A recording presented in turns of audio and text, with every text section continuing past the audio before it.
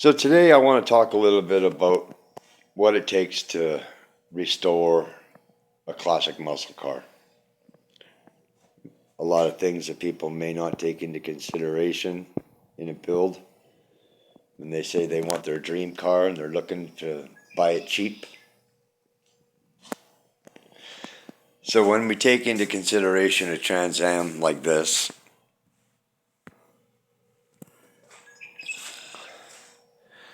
this one is in decent shape compared to what's sitting on Facebook Marketplace. This one's not sitting in the field. This one has a motor and transmission and driveline. It runs, it operates, all the lights work. It's all original. The numbers matching, 400, 6.6, 6X heads, 800 CFM carburetor, factory black basic interior. What I'd like to point out on this car, particularly the Trans Am, not just my car, but any Trans Am that you may find in a field that you want to buy, the very first thing you're going to know is that no matter what car you're looking at, you're going to have to do all the rubber bushings in this car.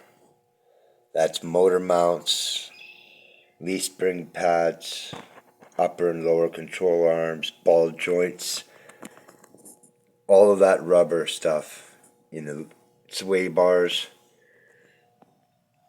that rubber, all the motor mount rubbers down in here, they all have to be redone. It's a fact. They're not just going to be done for you. And what you're going to want to replace all that with is something like a polyurethane bushing kit from Energy Suspension. I'm not a sponsor. I'm just doing this because this is what I bought. And when you buy something like this, you get this stuff inside. This is all the bushings and everything. Even comes with new bolts,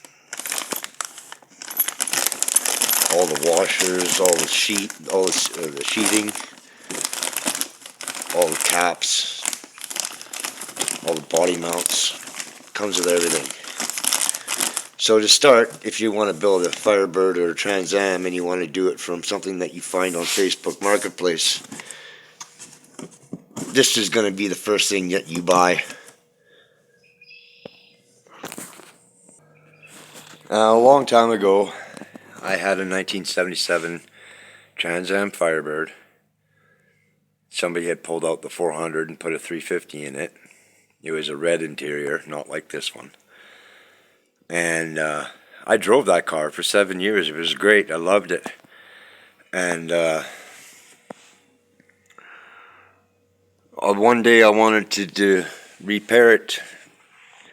So I started to rip into the carpet.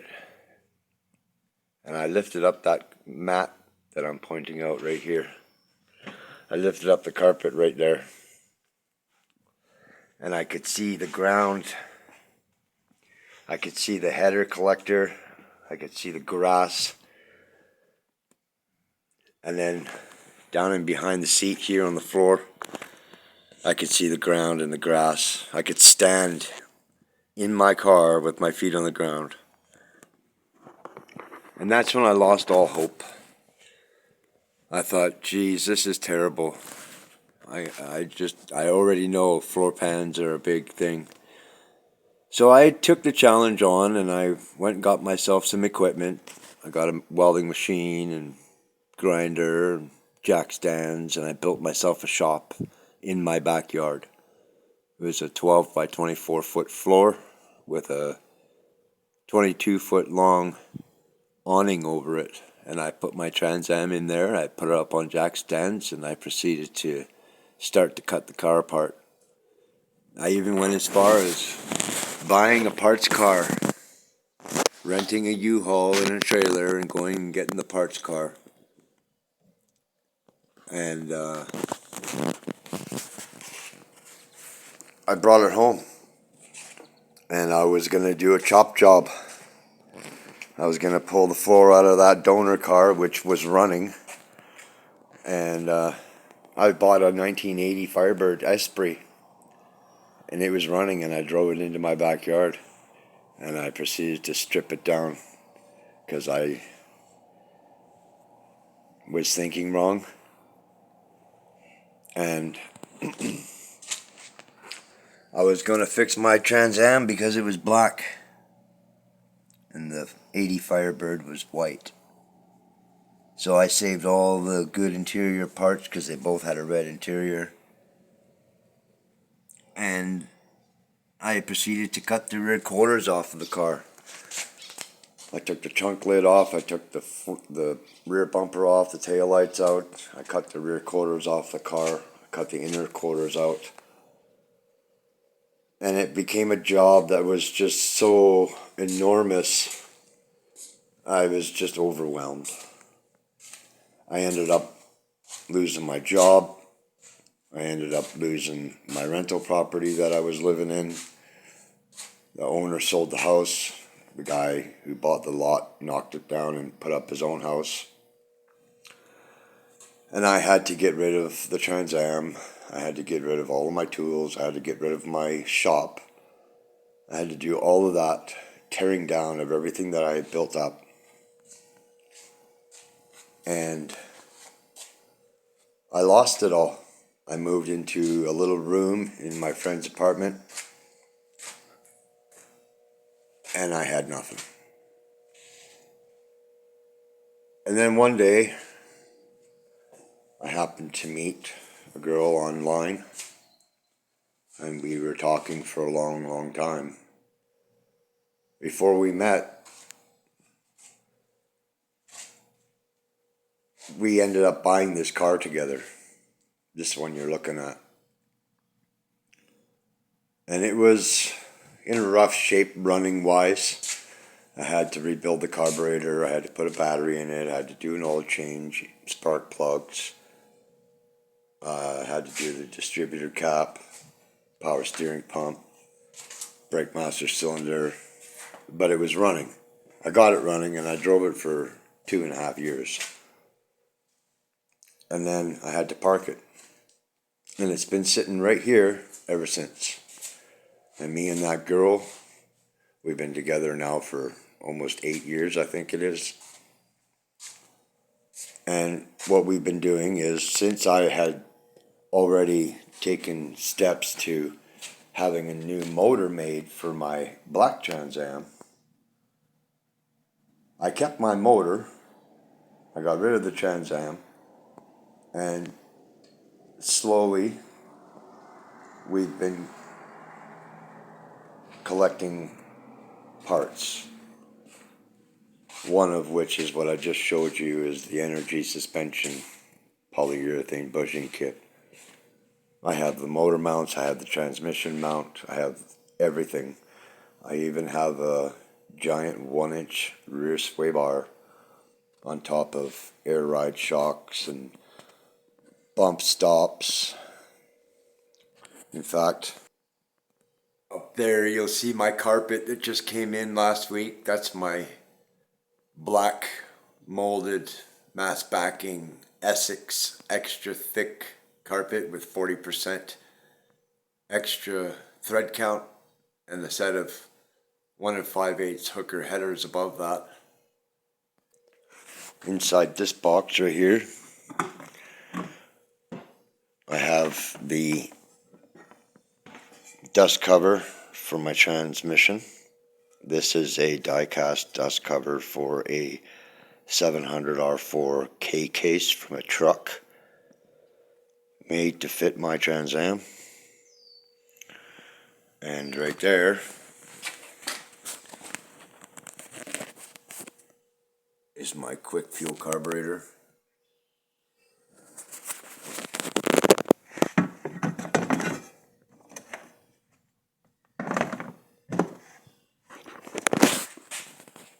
And right there is my Hotchkiss 1-inch rear sway bar. And right there is a replacement rad support underneath all that wood I just put there. Because I'm hoping to start my car and get it out of the driveway so that I maybe can vacuum it out, clean it, maybe wash it. So I have a replacement rad support because apparently this one's got some rot over here in the back corner I can't see. So, and another update is I found another nose.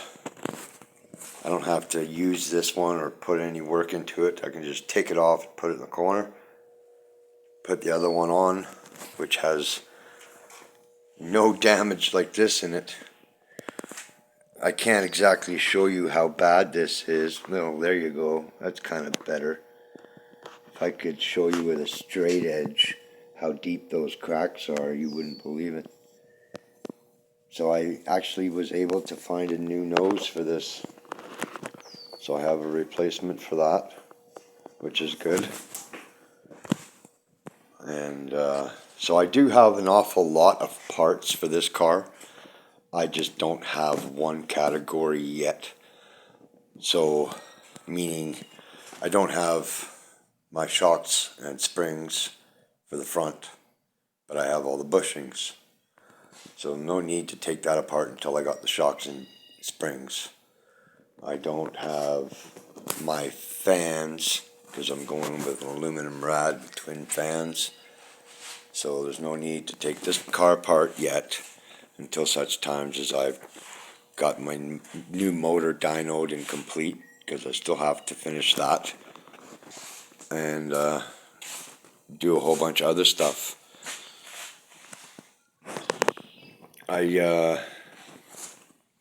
What else can I talk about? So the hard part about rebuilding one of these is hearing the reality of what it actually costs. So I'm spending as much as I can possibly afford on parts for quality and performance. I'm not rich. In fact, it takes me a long time to be able to save for one individual part. And so it takes a long time, and the time that it takes is what's killing a guy, because the car's just sitting here, it's not doing anything, it's not rotting, but it's not driving. And, you know, it takes time to earn the money, it takes time to save the money, it takes time to have the product shipped. And then it's replay and redo and replay and redo over and over and over again. And then, you know, the way I think is I start planning for the next thing that I'm looking at doing. And, you know, body work, you know, I'm looking at what it's going to take to do the body work. And I'm not one of those guys that wants a showroom quality Trans Am. You know, I'm not looking to win the Riddler Award. You know, but I would like a nice black Trans Am. That's what I've always wanted. It's what everybody wants, right? But the idea of what it's going to cost to have this done to the point where, you know, everybody I've talked to thinks as soon as I say I got a Trans Am that I want painted black, they think I'm a money bucket. And it's kind of discouraging because, you know, they want the cost of, you know, a house, for crying out loud, in some cases. And I'm not looking for a car that is valued at $150,000. But this is what I'm being quoted. And I'm not a body guy. And, you know, I'm in the mindset of I'm only doing this once. That's why I'm taking forever. Since 2014 I've been working on this. So I'm not a body guy. But I can do all the mechanic work. And I can replace everything that needs to be done. I can pull that motor out. I can pull the transmission. I can, you know, I can do all of that. But when it comes to body, I'm not a body guy. Even though I weld, I don't want to take the chance of screwing this up. So I'm really juggling with the idea of, you know, do I take it in and get it done by somebody who's going to charge me an arm and a leg? If I do it where I get somebody who's private, can I trust the guy not to take off with my car and block me or ghost me and now my car is gone? If I get a good guy that I can trust, am I going to get the money's worth that I'm looking for? I'm not looking to spend $30,000 on a paint job. But I understand the labor involved. So, it's mentally difficult. See, you can see bubbles right there.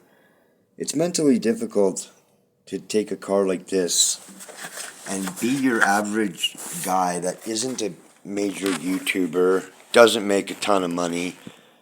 All I want is my black Trans Am, and it's hard to sit there and watch people who, throw around the idea of 1,000 horsepower cars and, we'll just rebuild the motor, and it's a different reality on YouTube than it is in real life, and what I'm trying to say is that it's a slow, painful process trying to work on a car like this. I plan on replacing gauges and that shifter, keep the rest of the interior stock and stuff, but every thought that I have costs me a ton of money because there's things that I want, there's things that I can't afford. And if I want it, then I have to afford it because I don't do anything on credit. I buy it outright. That's why it takes a long time, because I do it so I own it. And so it's really difficult. It's stressful. It hurts the brain to see my car sit here like this and not be able to do anything because I haven't got any categories. I haven't got the room. I'm in a small little garage with my wife's car here next to us, and it needs a bit of work too. But, it's hard to sit here and watch this thing just wait and wait and wait. So what I'm going to do right now is see if there's enough juice to flip the engine over here. So I'm going to turn the key, turn on the coil. Nope, there ain't nothing yet in there. Click, click, click, it goes. I haven't started in a year.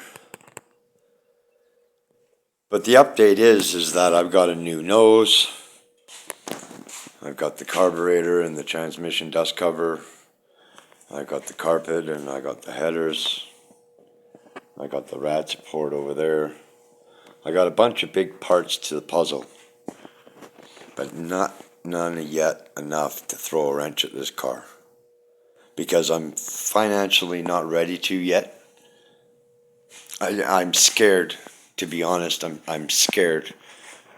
I'm terrified that if I take this car apart, that the world is going to take a dump on me and I'm going to end up, with another Trans Am in parts and pieces. So it's scary to be a regular dude living a reality that isn't on YouTube. Trying to build his dream car.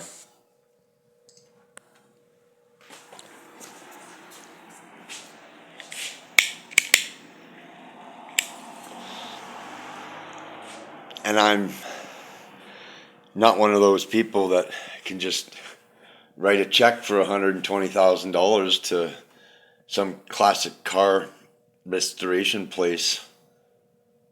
It ain't like that. And it ain't like that for a lot of people that want this type of thing, And I don't have the time to do the work. My schedule just doesn't line up to where I can spend hours on this.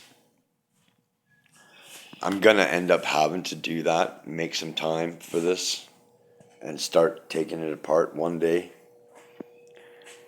But I don't know when that day is yet. All I know is that I'm keeping with my schedule of just collecting the items that I want to have in my car. I want lowering springs. I want 17-inch wheels and tires and Willwood brakes, Willwood master cylinder and hydro boost. I have wants.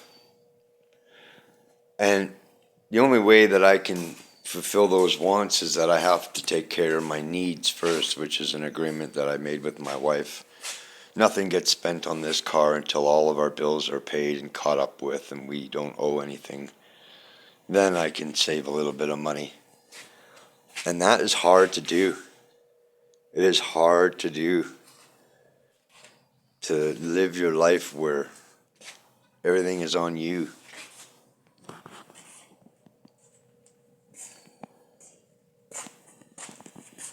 And that's one of the reasons why a lot of these cars, they go untouched, sitting there rotting in a field. Because somebody opens a can of worms and then they back out of the deal because they're just not committed enough to do it and follow through to the very end. But this Trans Am, or being in a Trans Am, has quickly become my identity. And I've been picked out of lineups in shopping centers and asked, is that your Trans Am outside? I don't know how people know it belongs to me, but it's happened to me many times. I even asked them, how do you know that's my car? And they just say, you look like a guy that drives a Trans Am. So this car has become my identity. I can't see myself in another vehicle. There's lots of other cars that I like, but none that I would want to drive and have sitting in my house.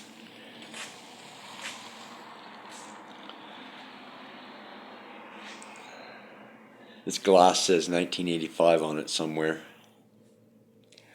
It's on the inside here, I think. I don't remember where it is.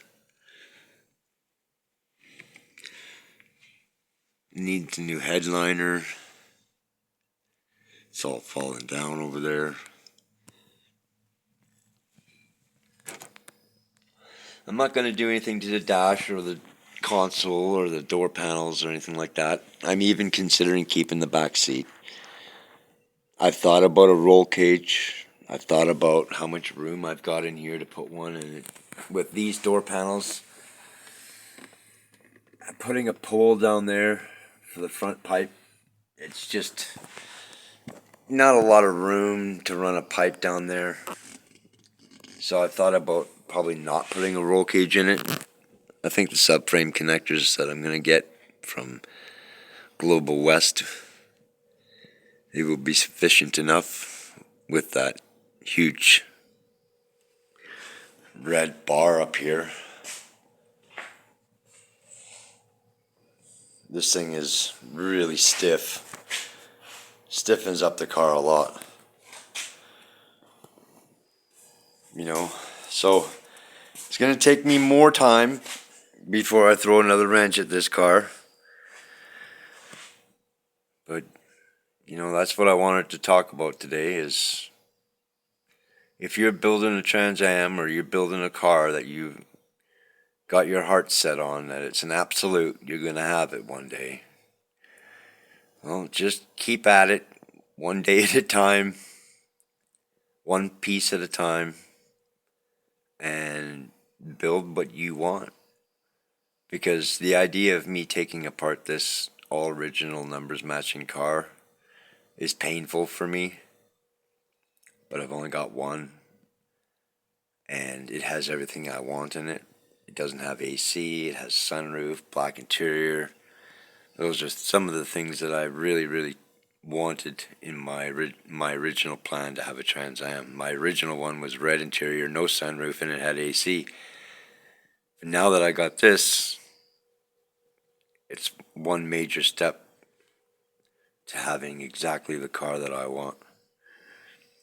So if you're building a hot rod or a Trans Am, muscle car of any such, and you find yourself discouraged, because it's taking a long time, or you can't get parts, or you don't know what to do, you find yourself lost in the build, maybe you're rethinking things, well, just keep your head up and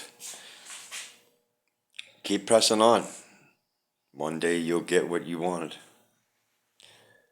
Anyway, that's my take on my day in my Trans Am and where I'm at with my build. I will put more videos out about this. I will show you more parts that I have as the days go by. Thanks for watching, everybody, and have a great day.